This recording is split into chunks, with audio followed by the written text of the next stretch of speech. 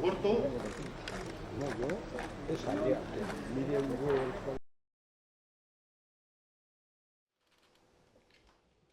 Hartzen dudan agintea Euskadiren zerbitzuan eta legearen arabera zintzo eta leialki erabiliko dudala hitz ematen dut.